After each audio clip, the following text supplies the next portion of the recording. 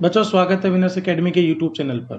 पिछले वीडियो में हमने पढ़ा था कि अकाउंटिंग इक्वेशन जो है वो क्या होती है, अकाउंटिंग इक्वेशन किस तरीके से बनाते हैं, और साथ ही हमने ये भी देखा था कि जो हमारे बिजनेस के ट्रांजैक्शंस होते हैं उनसे अकाउंटिंग इक्वेशन बनाते टाइम पे दो अकाउंट इफेक्ट होते हैं, जिनमें से एक अकाउंट होगा डेबिट और दूसरा होगा क्रेडिट। तो इन्हीं अकाउंट्स में से किसको हमें डेबिट करना है, किसको क्रेडिट करना है, इसी से रिलेटेड जो रूल्स है हम आज के वीडियो में कवर करेंगे। उससे पहले हम लोग ये देखते हैं कि जो हम रिकॉर्डिंग करते हैं वो किस तरीके से हमें करनी होती है। तो देखिए, अकाउंटिंग प्रोसेस क्या होती है, हमने फर्स्ट जो चैप्टर है उसमें पढ़ा था कि हमारे बिजनेस के जो ट्रांजेक्शन्स होते हैं उसको रिकॉर्ड करने की एक आर्ट होती है जिसको हम कहते हैं accounting. So accounting is basically an art of identifying. सबसे पहले हम क्या करते हैं, ट्रांजेक्शन्स को आइडेंटिफाई करते हैं, इसके बाद में हम क्या करते हैं, उनको रिकॉर्ड करते हैं, और केवल उन्हीं ट्रांजेक्शन्स को रिकॉर्ड करते हैं जो कि मॉनेटरी ट्रांजेक्शन्स होते हैं। इसके बाद में हम लोग इनको जो है क्लासीफाई करते हैं, समराइज करते हैं। इस तरह से ये पूरी अकाउंटिंग एक प्रोसेस होती है। तो वहां पर हमने देखा था कि रिकॉर्ड करना ये क्या हमारी अकाउंटिंग प्रोसेस का एक पार्ट है, कि हमारे जो भी ट्रांजेक्शन्स होंगे उनको हमें क्या करना होगा, रिकॉर्ड करना होगा। तो ये जो रिकॉर्ड करने का मतलब ये नहीं है कि आप सीधे ही प्रॉफिट एंड लॉस अकाउंट बना देंगे या फिर बैलेंस शीट बना देंगे। तो हमारे जो ट्रांजेक्शन्स होते हैं उनको रिकॉर्ड करने का एक प्रोसीजर है, एक सिस्टम है। और वो प्रोसीजर क्या होता है कि सबसे पहले हमारे जो ट्रांजेक्शन्स होंगे वो हम लोग एंटर करेंगे डे बुक के अंदर, जिसको हम क्या कहते हैं, बुक ऑफ ओरिजिनल एंट्री। कि जो ओरिजिनल एंट्री है वो हम कहाँ पे करते हैं, उसकी बुक हम पहले मेंटेन कर देंगे। और इसमें जो भी एंट्री होगी वो किसके बेसिस पे होगी, हमने पिछले वीडियो में कवर किया था, सोर्स डॉक्यूमेंट के बेसिस पे हम लोग क्या करेंगे, यहाँ पे एंट्री करेंगे। सोर्स डॉक्यूमेंट का मतलब क्या हो गया, जिससे हमें ये पता लगे कि हमारा बिजनेस ट्रांजेक्शन हुआ है। जैसे कोई इनवॉइस हो गया, अगर आपने माल बेचा है तो, और अगर आपने कुछ खरीदा तो उसका बिल वगैरह हो गया, तो ये सब क्या हो गए, सोर्स डॉक्यूमेंट हो गए। इन सोर्स डॉक्यूमेंट की बेसिस पे पहले हम डे बुक में एंट्री करेंगे, और उस डे बुक को हम बोलते हैं बुक्स ऑफ ओरिजिनल एंट्री। ठीक है। अब यहां पर ये जो बुक्स ऑफ ओरिजिनल एंट्री होती है, इसमें हम एंट्री किसके थ्रू करते हैं, हम जर्नल के थ्रू एंट्री करते हैं। ठीक है।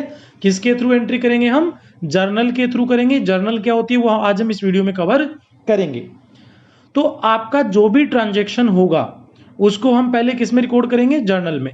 और हमारे सारे जो ट्रांजेक्शन्स होते हैं उनका डबल इफेक्ट जाता है, एक होता है डेबिट इफेक्ट और दूसरा होगा क्रेडिट इफेक्ट। ठीक है। एक होगा डेबिट और दूसरा क्या होगा, क्रेडिट। अब यहां पर ध्यान देने वाली बात यह है कि ये डेबिट और क्रेडिट क्यों होता है, क्योंकि हमने पढ़ा था कि ड्यूलिटी करके कॉन्सेप्ट होता है, जिसको हम जो है डबल इंपैक्ट भी बोल सकते हैं। तो ड्यूलिटी कॉन्सेप्ट ये कहता है कि हर एक ट्रांजेक्शन का दो अकाउंट पे इंपैक्ट जाएगा। एक अकाउंट जो है वो आपका डेबिट रहेगा और दूसरा क्या रहेगा, क्रेडिट रहेगा। तो हम सबसे पहले जैसे ही कोई ट्रांजेक्शन हुआ, जैसे ही कोई इवेंट हुई, उसके सोर्स डॉक्यूमेंट के बेसिस पे ओरिजिनल बुक में हम एंट्री कर लेंगे। ओरिजिनल बुक में जो हम एंट्री करेंगे वो जर्नल के थ्रू करेंगे, और हर एक जो एंट्री होगी उसका कुछ डेबिट होगा और कुछ क्रेडिट होगा। अब ये जो हमारी जर्नल जो होती है ये भी फर्दर डिवाइड होती है अलग अलग तरह की बुक्स के अंदर। जैसे सबसे पहली जो होती है वो होती है जर्नल प्रॉपर। सबसे पहली क्या होती है, जर्नल प्रॉपर।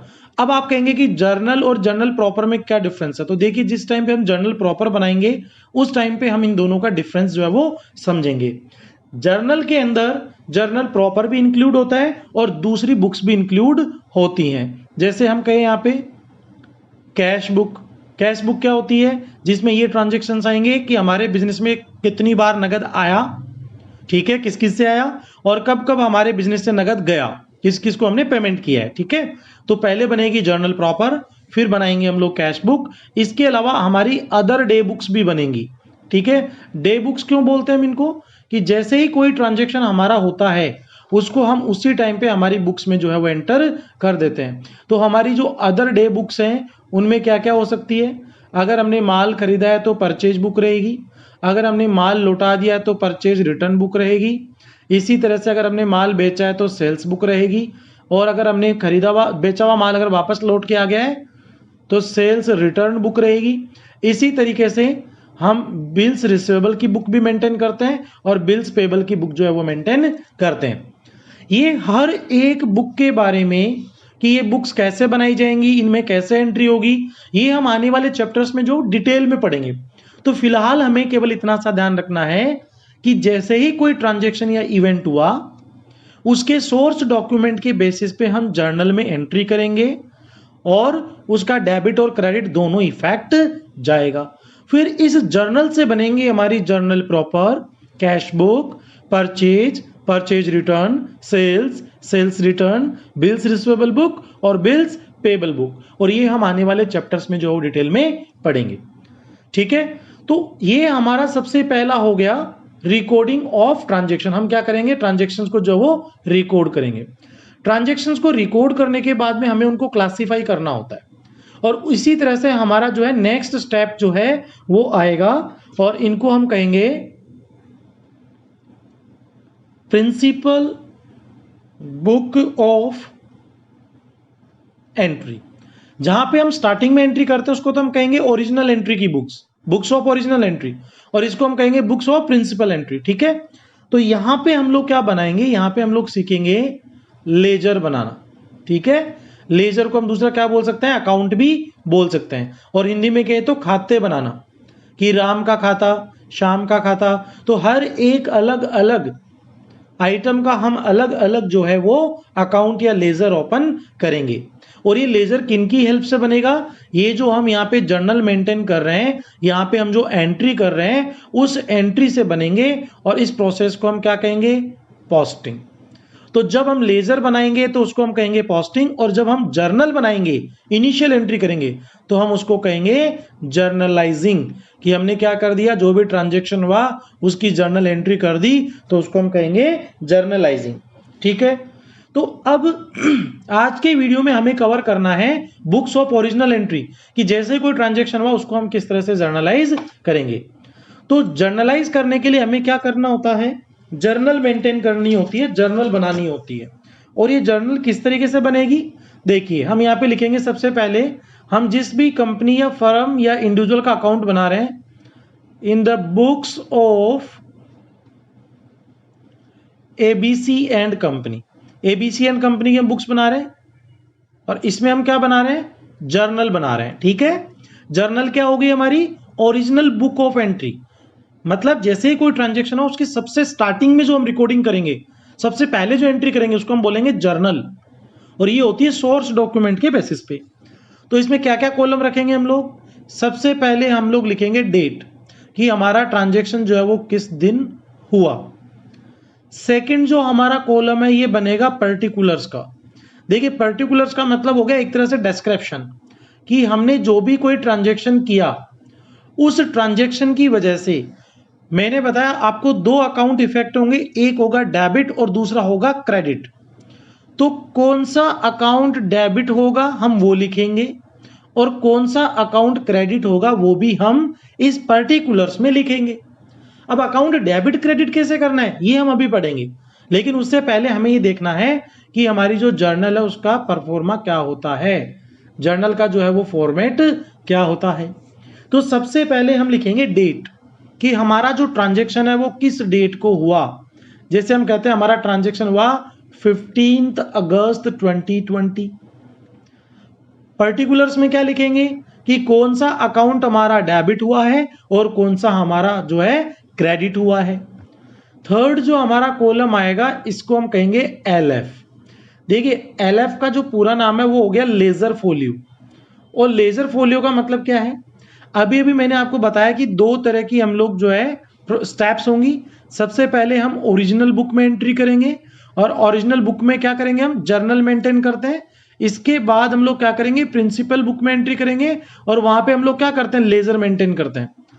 तो जब आपने कोई एंट्री करी जर्नल में, ये जर्नल की एंट्री कौन से लेजर में गई और कितने नंबर पेज पे गई, तो वो जो पेज नंबर होता है उसको हम लिखेंगे एलएफ, लेजर फोलियो, ताकि अगर हमें कल को चेक करना हो कि ये एंट्री गई पेज नंबर 8 पे, तो इसका मतलब लेजर फोलियो कौन सा हो गया, 8 नंबर पेज पे जो लेजर है उसमें हमने एंट्री करी है। तो इसी तरीके से जब हम लेजर बनाएंगे ना, वहां पर इस LF की जगह पे क्या लिखा हुआ आएगा, वहां पे लिखा हुआ आएगा JF, और उसका पूरा नाम क्या होगा, जर्नल फोलियो, कि ये जो एंट्री आई है ये जर्नल के किस पेज से आई है या किस एंट्री से आई है। ठीक है, तो ये हम आपस में क्यों लिखते हैं, क्रॉस रेफरेंस के लिए। क्रॉस रेफरेंस का मतलब क्या हो गया, अगर हमें ये चेक करना हो कि ये हमारी जो जर्नल एंट्री है ये सही लेजर में पोस्ट हुई या नहीं हुई, तो हम इसके लेजर फोलियो पे जाएंगे 8 नंबर पे, देखेंगे कि जो हमारी एंट्री है वही अकाउंट वहां पे है या नहीं है। तो ये क्रॉस चेक के लिए होता है लेजर फोलियो।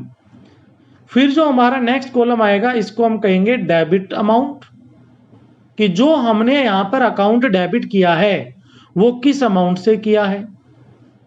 फिर यहां पे हम लिखेंगे क्रेडिट अमाउंट, कि हमने जो अकाउंट को क्रेडिट किया है वो कितनी अमाउंट से किया है। तो अब आप यहां पे कहोगे कि जितना डेबिट होता है उतना ही तो क्रेडिट होता है, तो अगर यहां पे 100 रुपए डेबिट में आएंगे तो 100 रुपए क्रेडिट में आएंगे। बिल्कुल सही बात है, जितना डेबिट होगा उतना ही क्रेडिट होना है। ठीक है, तो डेबिट अमाउंट और क्रेडिट अमाउंट यहां पे आएगी। लेकिन कई बार क्या होता है, जैसे हमने यहां पर जो एंट्री की है ये तो हो गई सिंपल एंट्री, ठीक है, जिसको हम सिंगल एंट्री भी बोल सकते हैं, तो इसको हम कहेंगे सिंपल एंट्री। एक होता है कि जहां पर एक से ज्यादा अकाउंट डेबिट या क्रेडिट हो रहे हैं। मान लेते हैं कि यहां पे अगर मेरे 2 अकाउंट क्रेडिट हो रहे हो, तो एक हो रहा हो कितने रुपए से, 50 रुपए से, और दूसरा भी हो रहा हो 50 रुपए से। तो अब यहां पर डेबिट और क्रेडिट की अमाउंट लिखना जरूरी है, ताकि पता लगे कि फर्स्ट अकाउंट कितने से क्रेडिट हुआ है और सेकंड अकाउंट जो है वो कितने से क्रेडिट हुआ है। तो आप कॉलम समझिए, सबसे पहले डेबिट डेट, जिसमें हम डेट लिखेंगे। दूसरा पर्टिकुलर्स, जहां पे हम ये लिखेंगे कौन सा अकाउंट डेबिट हो रहा है कौन सा क्रेडिट हो रहा है। फिर हम लिखेंगे लेजर फोलियो, कि ये जो एंट्री है वो कौन से पेज के लेजर में गई है, डेबिट अमाउंट और क्रेडिट अमाउंट। यहीं पे साथ में हम उस एंट्री के नीचे ब्रैकेट में लिखते हैं नरेशन। क्या लिखेंगे, नरेशन। हर एंट्री के नीचे हम लिखेंगे नरेशन। नरेशन का मतलब होता है बेसिकली डिस्क्रिप्शन, कि आपने जो एंट्री करी या ये जो आपका लेन देन हुआ, ये जो ट्रांजेक्शन हुआ, ये क्यों हुआ। तो हम यहाँ पे लिखेंगे कि हमने किराया चुकाया, या हमने सैलरी चुकाई, या हमें कमीशन मिला। तो ये सब होते हैं नरेशन, जिससे बाद में अगर हमें पता करना हो कि हमने इस आदमी को पैसे क्यों दिए या इसे क्यों लिए, तो यहाँ पर नरेशन में वो चीज लिखी हुई होगी। ठीक है, अब क्या होता है कि हमारे बिजनेस में तो बहुत सारी एंट्रीज होती हैं, रोज की 100-200 एंट्री हो रही होंगी। तो जो हमारा फर्स्ट पेज है, हम ये मानते हैं ये हमारा पेज नंबर 1 है, तो फर्स्ट पेज पे जो टोटल आएगा इसको हम क्या करेंगे, नेक्स्ट पेज पे लेके जाएंगे। तो यहां पे हम लोग लिखेंगे बैलेंस। यहां पर जो हमारा बैलेंस है उसको हम लिखेंगे, या तो कैरी फॉरवर्ड लिख सकते हो। CF का मतलब क्या हो गया, कैरिड फॉरवर्ड, की आगे ले जाया गया। ठीक है, या हम इसको क्या लिख सकते हैं, या इसको हम लिख सकते हैं CD, जिसको हम बोलेंगे कैरिड डाउन। तो यहां पर मान लेते हैं भी जैसे हमारा टोटल कितना है 100। अब जब हम पेज नंबर 2 पे जाएंगे तो सबसे पहले हम ये टोटल लिखेंगे, यहां पे कितना हो गया 100। कॉलम तो हमारे वही रहेंगे, date, particulars, ledger folio, debit amount और क्रेडिट अमाउंट। तो सबसे पहले हम लिखेंगे कि पिछले पेज का टोटल कितना था 100, और इसको हम यहां पे क्या लिखेंगे।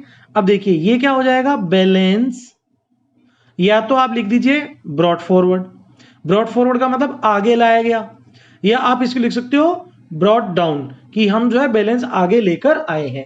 तो आप इसको BD भी लिख सकते हैं और बैलेंस ब्रॉट फॉरवर्ड भी लिख सकते हैं। इसके बाद जिस डेट को हमारे जो भी ट्रांजेक्शन होंगे उसमें हम डेबिट क्रेडिट जो है वो करते जाएंगे, और साथ में हर एक एंट्री का क्या लिखते जाएंगे, नरेशन भी जो है हम रिकॉर्ड करते जाएंगे। तो ये जर्नल का जो फॉर्मेट है ये आपको ढंग से समझना है। क्यों, क्योंकि अब हम आगे जो भी एंट्रीज करेंगे या जो जर्नल बनाएंगे वो हम इस जर्नल के फॉर्मेट में ही हमें रिकॉर्ड करनी होती है।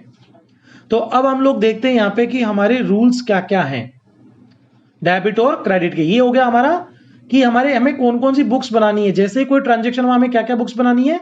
सबसे पहले हम लोग बनाएंगे ओरिजिनल एंट्री की बुक्स, जैसे हमने यहां पे लिखा। उसके बाद में हम लोग बनाएंगे लेजर, जिसको हम बोलेंगे प्रिंसिपल बुक ऑफ एंट्री। और ओरिजिनल बुक्स में सबसे पहले हम लोग क्या बनाते हैं, जर्नल बनाते हैं, जो भी ट्रांजेक्शन होते हैं उसका डेबिट क्रेडिट लिखते हैं। और जर्नल का फॉर्मेट हमने पढ़ा है। अदर बुक्स जो है वो हम लोग इसी चैप्टर में आगे के वीडियोस में कवर करेंगे। तो जर्नल का फॉर्मेट क्या हो गया, सबसे पहले डेट, किस डेट को ट्रांजैक्शन हुआ, पर्टिकुलर जिसमें हम लिखेंगे क्या डेबिट क्रेडिट हुआ, लेजर फोलियो की एंट्री हमारे लेजर में कितने नंबर पेज पे गई है, डेबिट अमाउंट की हमारा जो अकाउंट डेबिट था वो कितने रुपए से डेबिट हुआ है, और जो अकाउंट क्रेडिट थे वो कितने रुपए से क्रेडिट हुए हैं। ठीक है, अब हम लोग पढ़ते हैं रूल्स। देखो हम यहां पर डेबिट क्रेडिट के जो भी रूल्स पढ़ेंगे ना, देखो बच्चों आपने अगर डेबिट और क्रेडिट के रूल्स अगर अच्छे से पढ़ लिए तो 11th 12th ग्रेजुएशन या आप कोई भी प्रोफेशनल सीए सीएस कोई भी एग्जाम दें, आपके लिए अकाउंट्स बिल्कुल इजी हो जाएंगी।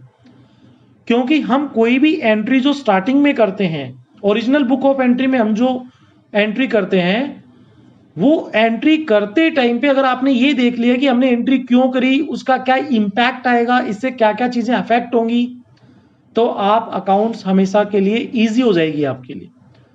तो कौन से अकाउंट को डेबिट करना है और कौन से को क्रेडिट करना है, इसके 3 रूल्स हैं जिनको हम लोग गोल्डन रूल्स कहते हैं, गोल्डन रूल्स ऑफ अकाउंटिंग। और ये 3 रूल्स जो है वो क्या क्या है हम इजीली समझते हैं और बिल्कुल नॉर्मल लैंग्वेज में हम लोग समझेंगे। सबसे पहला रूल आपका ये कहता है, देखो हम रूल क्या पढ़ रहे हैं, डेबिट एंड क्रेडिट के रूल्स, कि किसको डेबिट करना है किसको क्रेडिट करना है, क्यों करना है वो लॉजिक भी देखेंगे। सबसे पहला रूल है डेबिट व्हाट कम्स इन, कि हमारे पास जो चीज भी आएगी उसको हम क्या लिखेंगे, debit. And credit what goes out, जो हमारे यहां से जाएगा उसको हम क्या करेंगे, क्रेडिट। तो हम इसका एक एग्जांपल देखते हैं। हमने यहां पे लिखा हुआ है परचेज्ड ऑफिस फर्नीचर, हमने क्या किया, फर्नीचर खरीदा है ₹4 11,200, 11,200 रुपए के लिए। तो आप ये बताइए कि आपके पास में आया क्या, कम्स इन क्या हुआ, फर्नीचर, और आपके यहां से गया क्या, गोज आउट क्या हुआ। आपने फर्नीचर जब खरीदा तो आपने उसके लिए 11,200 रुपए चुकाए हैं ना, तो आपके यहां से गया क्या, नगद गया ना, भी आपने उसको रुपए दिए होंगे, आपके यहां से कैश गया है। तो अब इसकी जर्नल क्या होगी, इसकी एंट्री क्या करेंगे हम, आसान है, जो आया उसको डेबिट करो, डेबिट व्हाट कम्स इन, क्या आया मेरे पास में, फर्नीचर, तो मैं यहां पर लिख दूंगा फर्नीचर अकाउंट, अकाउंट लिखते हैं हम लोग खाते के लिए कि फर्नीचर खाता, अकाउंट डेबिट। मैंने क्या लिखा कि जो आएगा उसको क्या करेंगे हम, डेबिट, तो मैंने लिख दिया डेबिट। कितने रुपए से लिखेंगे हम, 11,200 रुपए से ये हो गया डेबिट। अब देखिए जो डेबिट होता है उसको हम फर्स्ट लाइन में लिखते हैं और जो क्रेडिट होता है उसको सेकंड लाइन में लिखेंगे, और उसको हम थोड़ा सा जगह देके लिखते हैं यहां पे, ताकि बाद में हमें पढ़ने में दिक्कत ना आए, आइडेंटिफाई करने में दिक्कत ना आए। तो हम यहां से लिखेंगे 2, और जो क्रेडिट होता है उसकी शुरुआत किससे करेंगे, हम 2 से करेंगे। हालांकि जब आप आगे जाके अकाउंटिंग सॉफ्टवेयर पढ़ेंगे जैसे टैली वगैरह, तो वहां पे इस डेबिट की बजाय बाई वर्ड यूज लेता है, यहां पे बाई फर्नीचर, और यहां पे लिखता है 2, बट हमें यहां पे 11th और 12th के कोर्स के हिसाब से क्या यूज लेना है, डेबिट। तो फर्नीचर अकाउंट डेबिट कितने रुपए से, 11,200 से, तो जो आया उसको हमने क्या कर दिया, डेबिट कर दिया। अब क्रेडिट क्या करना है, जो गया, तो क्या गया हमारे यहां से, नगद, तो मैं यहां पे क्या कर दूंगा, टू कैश अकाउंट 11,200 रुपए। यहां पर देखिए आपको क्रेडिट लिखने की जरूरत नहीं है, क्योंकि जब हमने 2 लिख दिया तो ये क्या हो गया, क्रेडिट हो चुका है। और ये डीआर और 2 हम क्यों लिखते हैं, इसका कॉन्सेप्ट भी हम पढ़ेंगे जब हम लेजर बनाएंगे, जब हम अकाउंट्स बनाएंगे। ठीक है, तो ये हो गई हमारी first entry.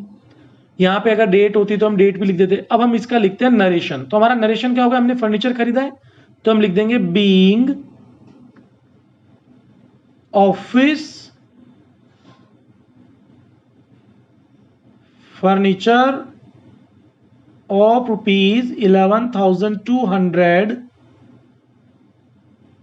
Purchased in cash, कि हमने 11,200 रुपए का ऑफिस फर्नीचर जो है वो नगद खरीदा है। ठीक है, तो सिंपल सी बात है, what comes in debit and what goes out credit. देखिए इसकी हम जो है बहुत डिटेल से प्रैक्टिस करेंगे आगे, कम से कम भी हम जो 50-60 जर्नल एंट्रीज करके सीखेंगे, 50-60 ट्रांजेक्शन करेंगे। तो फिलहाल हमें एक बार यहाँ पे सारे जो रूल्स है वो हम लोग देख लेते हैं, प्रैक्टिस जो है हम नेक्स्ट वीडियो में डिटेल में करेंगे। तो पहला रूल हो गया debit what comes in and credit what goes out. Second rule क्या कहता है, debit all expenses and losses, कि मेरे जो भी सारे खर्चे हैं या मेरे जो भी लॉस है, नुकसान है, उन सबको तो मैं क्या करूंगा, debit. And credit all incomes and gains, कि जो भी मेरी इनकम है या जो भी मेरे गेन का मतलब हो गया एक तरह से प्रॉफिट, कि आपने कुछ कमाया, तो अगर आप कुछ खर्चा करेंगे तो वो क्या होगा, डेबिट, और अगर आप कुछ कमाएंगे तो वो क्या होगा, क्रेडिट। ठीक है, ये हमारा सेकंड रूल है। तो हम इससे रिलेटेड जर्नल एंट्री करके देखते हैं, एग्जांपल लेते हैं। सबसे first, insurance paid by cheque ₹6,000। Insurance क्या हो गया, हमारे लिए खर्चा हो गया, कि हमने या तो बिल्डिंग का इंश्योरेंस करवाया होगा या हमारी कार का इंश्योरेंस करवाया होगा। तो हमने बिजनेस का कोई इंश्योरेंस करवाया, उसके लिए हमने कितने रुपए दिए, 6,000 रुपए बाई चेक। तो अब यहां पर एक्सपेंसेस क्या है, इंश्योरेंस। तो हम यहां पर एंट्री क्या करेंगे, खर्चे डेबिट कर दो। तो इंश्योरेंस एक्सपेंसेस अकाउंट डेबिट कितने रुपए का है, 6,000 रुपए का।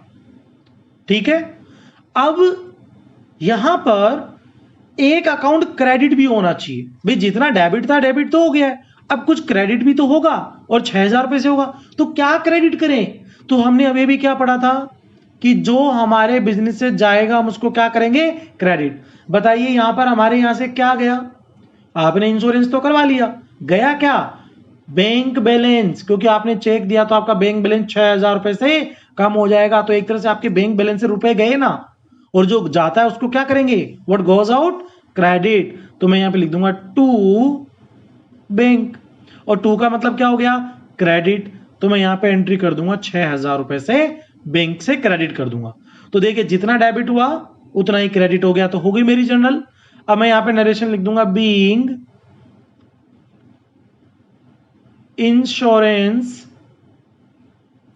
एक्सपेंसेस पेड, कि हमने इंश्योरेंस का जो खर्चा है वो पे किया है। तो अब चलिए हम लोग नेक्स्ट एंट्री देखते हैं, इसी में ही एक और एग्जांपल हमें दिया हुआ है, क्या है, इंटरेस्ट रिसीव्ड कैश ₹1,200।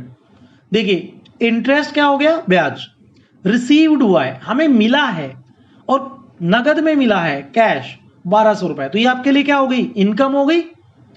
तो हमने क्या कहा था, ऑल इनकम क्रेडिट। तो एक काम करते हैं, हम पहले क्रेडिट वाला पार्ट कर देते हैं, टू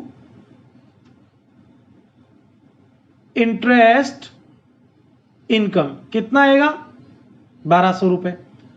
तो हमने क्रेडिट तो 1,200 से कर दिया, अब डेबिट किसको करें, और जितना डेबिट होता है उतना ही क्रेडिट होता है। तो अब एक आप यहां पे समझने की कोशिश करिए कि इंटरेस्ट रिसीव्ड इन कैश, तो आपके पास क्या आया, कुछ आया क्या आपके पास, बिल्कुल आया, हमारे पास क्या आया, नगद आया, रोकड़ा आया है, कैश। कितने रुपए, 1,200 रुपए। और हमारा पहला रूल क्या कहता था, डेबिट व्हाट कम्स इन, कि जो कुछ भी आएगा उसको हम क्या करेंगे, डेबिट। तो आपके पास नगद आया ना, तो उसको डेबिट कर दीजिए।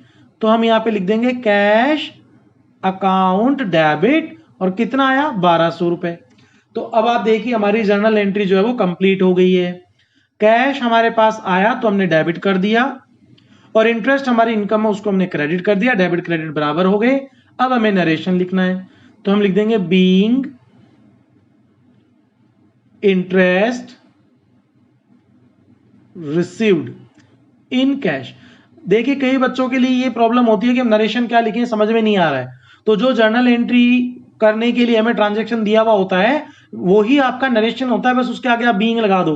तो क्या हो गया, being interest received in cash, being insurance paid by cheque, being furniture purchase for office, या बीइंग ऑफिस फर्नीचर परचेज्ड।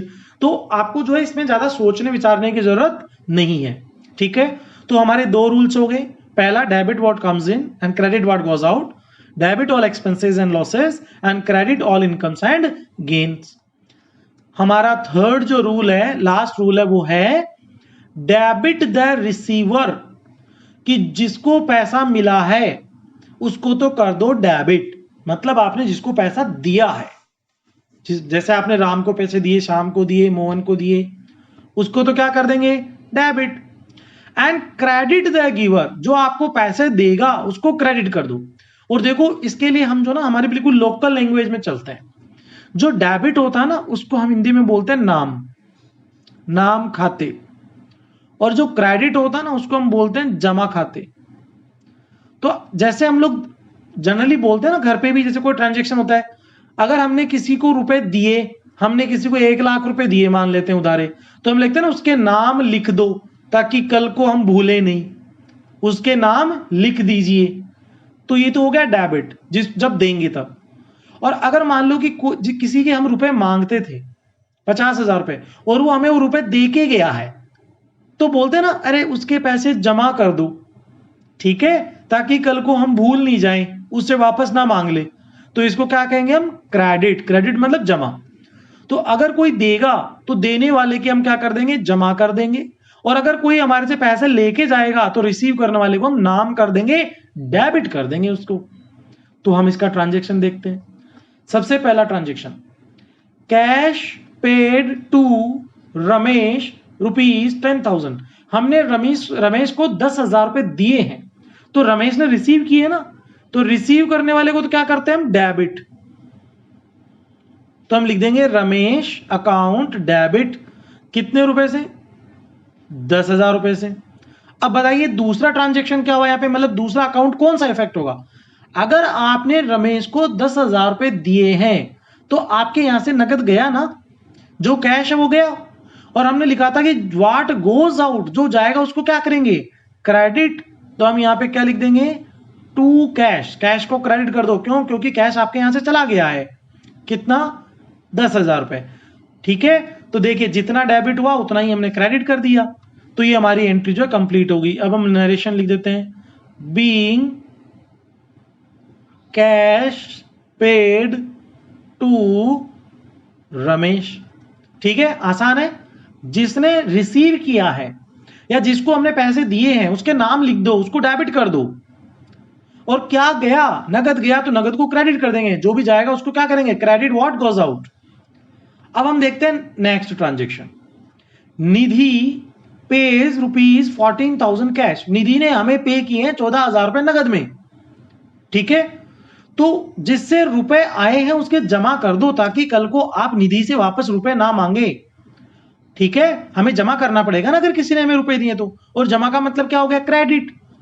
तो क्रेडिट द गिवर, और क्रेडिट करने के लिए हम क्या लिख देते हैं, टू निधि अकाउंट, कितना, 14,000 रुपी, 14,000 रुपए। अब यहां पर दूसरा अकाउंट क्या हुआ, देखिए जितना डेबिट है उतना क्रेडिट होगा। तो यहां पे डेबिट क्या हुआ, अगर निधि ने आपको 14,000 रुपीज दिए हैं तो आपके पास में 14,000 रुपए आए होंगे ना, प्लस हुए होंगे। और डेबिट कर देते हैं व्हाट कम्स इन, जो आएगा। तो क्या आया मेरे पास में, कैश।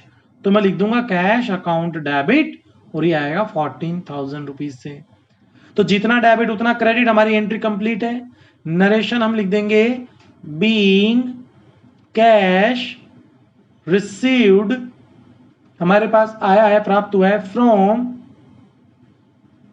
निधि। बात समझ में आई। तो ये हो गए हमारे कुछ गोल्डन रूल्स। 3 गोल्डन रूल्स है। पहला, डेबिट व्हाट गोज आउट, जो जाएगा उसको, डेबिट व्हाट कम्स इन, जो आएगा उसको हम डेबिट करेंगे, जैसे फर्नीचर आया। क्रेडिट व्हाट गोज आउट, जो जाएगा उसको हम क्रेडिट करेंगे। Debit all expenses and losses, जो भी सारे खर्चे नुकसान उनको डेबिट कर दो। और सारी इनकम और गेन को हम क्या कर देंगे, क्रेडिट। जिसको हमने रुपए दिए उसको हमें डेबिट करना है, जिससे रुपए हैं उसको हमें क्रेडिट करना, उसके जमा करने हैं, ठीक है। ये तो हो गए अकाउंटिंग के रूल्स। अब देखिए आपको ये रूल्स और अच्छे से समझने के लिए हम कुछ हमारे रूल्स भी पढ़ते हैं, जो कि आपको जर्नल एंट्रीज में हेल्प करेंगे कि आपकी जो जर्नल एंट्री है वो गलत ना हो। और इन रूल्स को हमने क्या नाम दिया है? इनको हमने नाम दिया है इफेक्टिव रूल्स। देखिए इफेक्टिव रूल्स का मतलब क्या है? हमने अकाउंटिंग इक्वेशन में एक चीज पढ़ी थी, अकाउंटिंग इक्वेशन में ये हमने पढ़ा था कि जो कोई भी ट्रांजैक्शन होगा उसका डबल इंपैक्ट आएगा, एक डेबिट और दूसरा क्रेडिट। और ये जो डेबिट क्रेडिट है इसकी वजह से हमारे अलग अलग अकाउंट पे इंपैक्ट आएगा। तो वो अकाउंट पे इंपैक्ट की वजह से वो अकाउंट बढ़ेगा या कम होगा, या उसमें क्या चेंज आएगा, हमें वो चीज यहां पे समझनी है। जैसे मैं आपको बताऊं कि पिछले इस स्लाइड में हमने ये एंट्री करी फर्स्ट वाली कि हमने 11,200 रुपए का फर्नीचर खरीदा, तो इससे फर्नीचर अकाउंट पे तो क्या इंपैक्ट आया और कैश अकाउंट पे क्या इंपैक्ट आया? क्या इससे मेरा फर्नीचर बढ़ेगा या कम होगा? इस एंट्री से मेरा कैश बढ़ेगा या कैश कम होगा?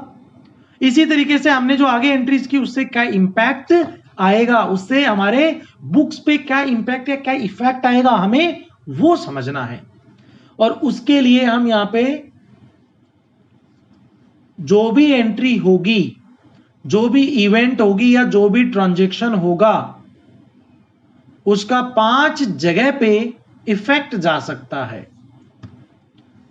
एक इफेक्ट जा सकता है हमारा असेट पे, या फिर जा सकता है लायबिलिटी पे, या फिर जा सकता है कैपिटल पे। और मैंने आपको ये बताया था कि अकाउंटिंग इक्वेशन क्या होती है? Asset equals to liability plus capital, ये हमारी अकाउंटिंग इक्वेशन थी।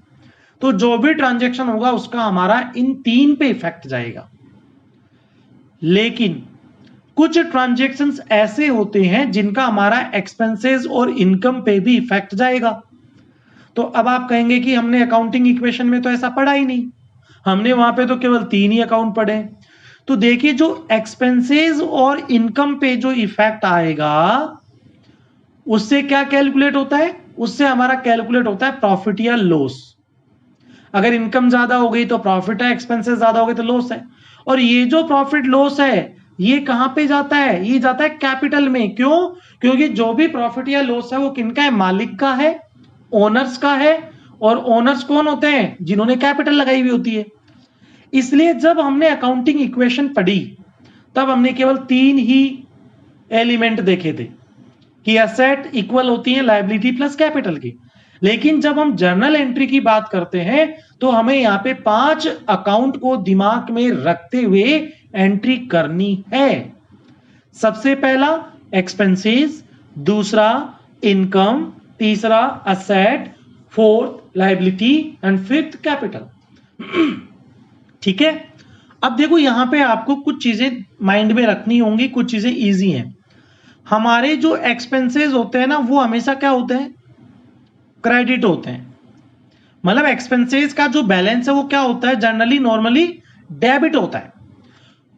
इनकम का जो बैलेंस है वो क्या होता है? वो होता है क्रेडिट। बात समझ में आई? हमने देखो पिछले वीडियो में, इसमें पिछले जो स्लाइड है उसमें पढ़ा भी है कि जो खर्चे उनको डेबिट कर दो, जो इनकम उसको क्रेडिट कर दो। ठीक है। जो हमारी असेट होती है ये होती है डेबिट, और जो भी हमारी लायबिलिटी होती है वो होती है क्रेडिट। ये आपको ध्यान रखना है। अगर आप ये चीज ध्यान रखोगे ना तो हर एक जो एंट्री करोगे उसी टाइम पे आपको पता लग जाएगा कि आप सही कर रहे हो या गलत कर रहे हो। ठीक है। और कैपिटल जो है वो भी हमारी लायबिलिटी का ही पार्ट है। भाई लायबिलिटी का मतलब हो गया आउटसाइडर लायबिलिटी, लोन वगैरह के बाहर के लोगों ने कितने पैसे दिए हैं। और कैपिटल का मतलब होता है मालिकों की लायबिलिटी, ये भी आपका ऑब्लिगेशन नहीं है, तो ये भी क्या होता है? ये होता है क्रेडिट। बात समझ में आई? हमारे 5 अकाउंट है। एक्सपेंसेस डेबिट होते हैं नॉर्मली, इनकम क्रेडिट होती है, असेट डेबिट होती है, लायबिलिटी क्रेडिट होती है और कैपिटल भी क्रेडिट होती है। ठीक है। अब आप यहां पे ढंग से समझना, अगर आपने और कोई खर्चा किया है तो आपके खर्चे बढ़ जाएंगे, प्लस हो जाएंगे। और डेबिट अकाउंट को बढ़ाने के लिए और डेबिट कर देंगे। ठीक है। तो अगर हम कोई खर्चा करेंगे तो हमारे टोटल खर्चे बढ़ जाएंगे, उसको हम क्या कर देंगे? डेबिट।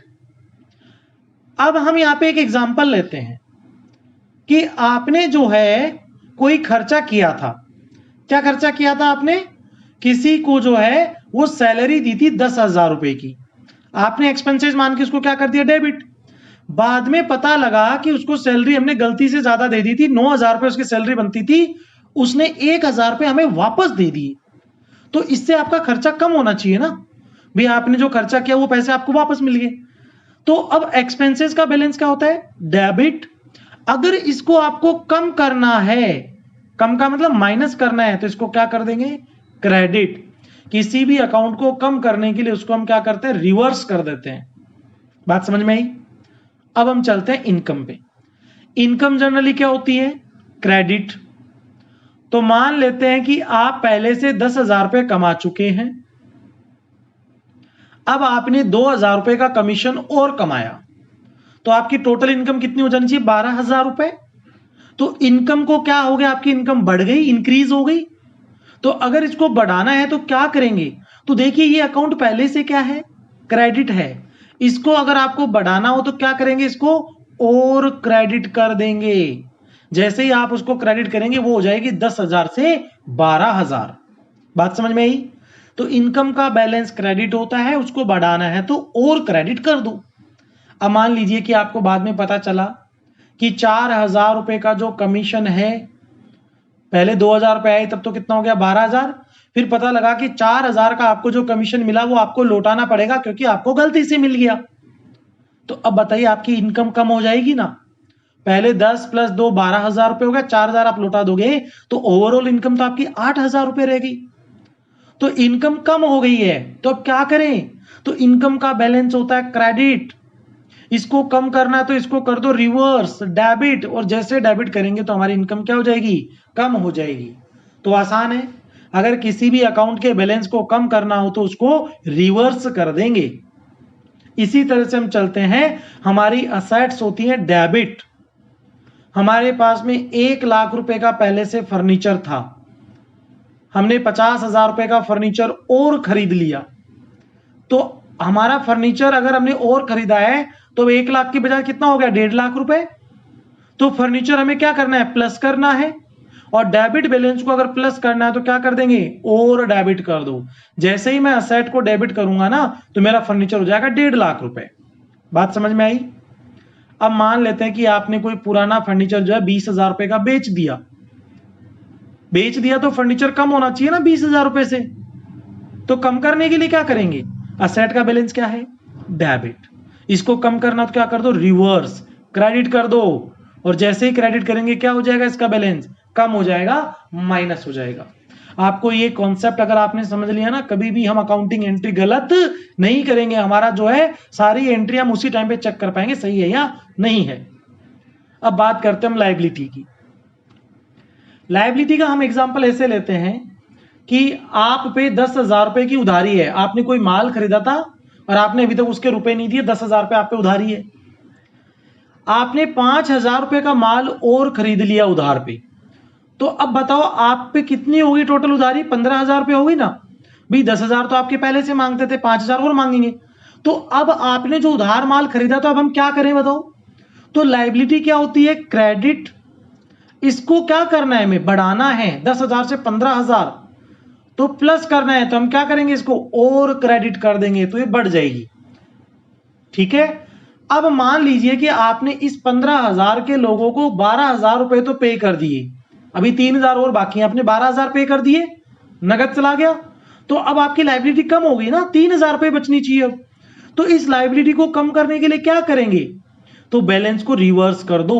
लायबिलिटी होती है क्रेडिट, इसको कम करने के लिए क्या करेंगे? डेबिट। तब जाके ये हो जाएगा माइनस। और जैसे ही मैं लायबिलिटी को 12,000 रुपए से डेबिट कर दूंगा तो अब मेरे पे केवल 3,000 रुपए उधारे रह जाएंगे। बात समझ में आई? इसी तरीके से हम चलते हैं कैपिटल पे। आपने कोई बिजनेस स्टार्ट किया और आपने बिजनेस में 1,00,000 रुपए लगाए, तो एक तरीके से आपकी कैपिटल कितनी होगी? 1,00,000 रुपए। बढ़ गई ना कैपिटल बिजनेस में। बिजनेस क्या कहेगा कि मेरे जो मालिक हैं वो मेरे 1,00,000 रुपए मांगते हैं। तो कैपिटल क्या है? लायबिलिटी, क्रेडिट है। तो अगर ये बढ़ेगी तो हम इसको क्या कर देंगे? क्रेडिट। और मान लीजिए कि आपने इस फर्म से वापस रुपए निकाल लिए तो आपकी कैपिटल कम होनी चाहिए ना, और कम करने के लिए क्या करेंगे, बैलेंस रिवर्स कर देंगे, जो क्रेडिट था उसको क्या कर देंगे, डेबिट। ठीक है, ये है इफेक्टिव रूल्स, हम इनको नाम देंगे ताकि हम देख सकें कि हमने जो ट्रांजैक्शन किया उसका क्या इफेक्ट आया। ठीक है, तो मैं एक बार इसको वापस से रिपीट कर देता हूं, बहुत सिंपल सी बात है। एक्सपेंसेस और असेट ये दो होते हैं डेबिट, इनको बढ़ाना है तो और डेबिट कर दो, कम करना है तो क्रेडिट कर दो। इनकम, लायबिलिटी और कैपिटल ये होते हैं क्रेडिट, इनको बढ़ाना है तो क्रेडिट कर दो, कम करना हो तो डेबिट कर दो। तो सिंपल सी बात है, किसी भी अकाउंट के बैलेंस को बढ़ाना हो तो जो उसका बैलेंस है वही कर दो, और अगर उसको कम करना हो तो उसका रिवर्स कर दो, बैलेंस कम हो जाएगा।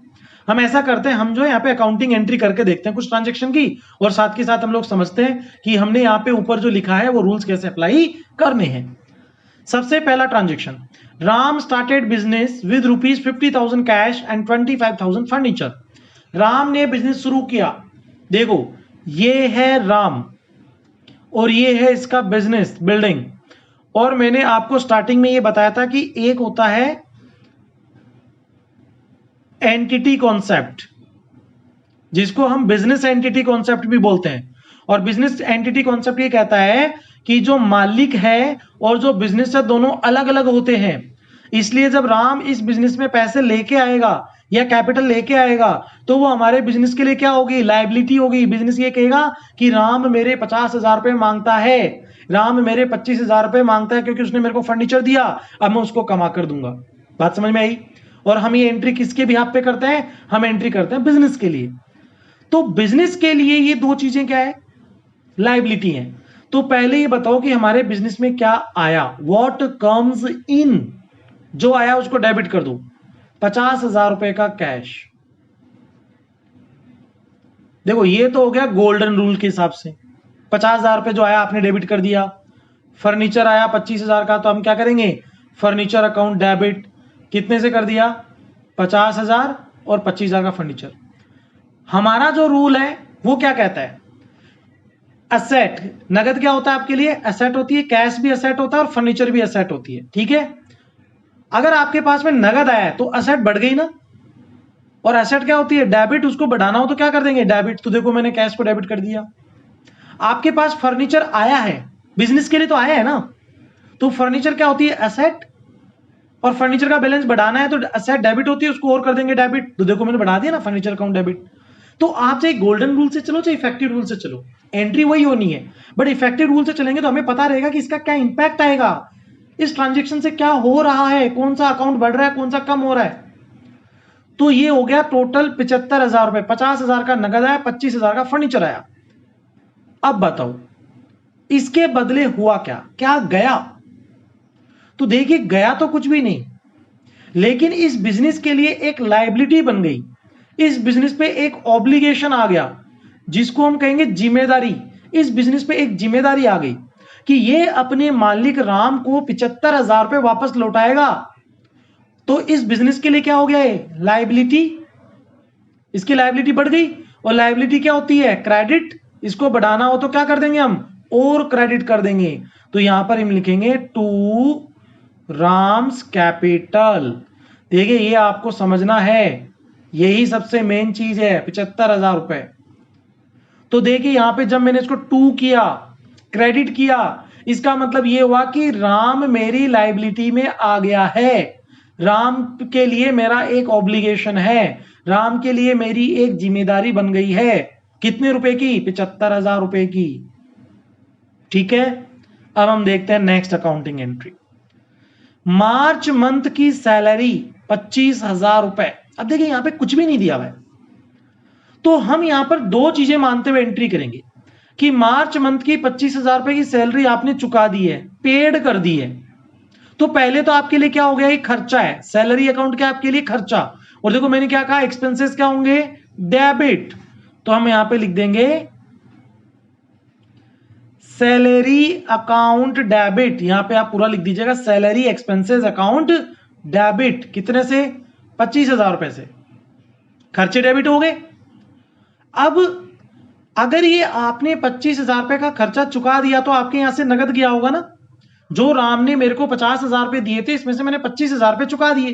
तो बताइए आपकी एसेट कम हुई कि नहीं हुई, कम हो गई ना। पहले आपके पास नगद था 50,000, 25,000 रुपए आपने सैलरी के चुका दिए, अब आपके पास 25 ही बचे, तो आपकी असेट कम हो गई। कैश क्या होता है? असेट। असेट कम करेंगे तो क्या करेंगे? असेट का बैलेंस होता है डेबिट, उसको कम करना हो तो क्या कर देंगे? क्रेडिट। तो मैं यहां पे लिख दूंगा टू कैश अकाउंट 25,000। ये तो हो गया हमारे रूल्स के अकॉर्डिंग। और गोल्डन रूल्स क्या कहता है? क्रेडिट व्हाट गोज आउट, जो बिजनेस से जाएगा उसको क्रेडिट कर दो। तो नगद गया तो हमने क्या किया? उसको क्रेडिट कर दिया। तो आपको दोनों तरीके से समझना है। बात समझ में आई? अब देखिए, अगर मान लेते हैं कि आपने ये सैलरी जो है वो अभी नगद नहीं चुकाई, पे नहीं करी, लेकिन मार्च का महीना खत्म हो गया, आपको ये सैलरी चुकानी थी, आपने नहीं चुकाई, तो अब गोल्डन रूल्स के अकॉर्डिंग क्या होगा? व्हाट गोज आउट, तो गया तो कुछ भी नहीं, तो अब क्या करें? क्रेडिट किसको करें भैया? खर्चा तो डेबिट कर दिया हमने, सैलरी, बट क्रेडिट किसको करें? कुछ गया ही नहीं है। लेकिन मैंने आपको यहां पे क्या बताया?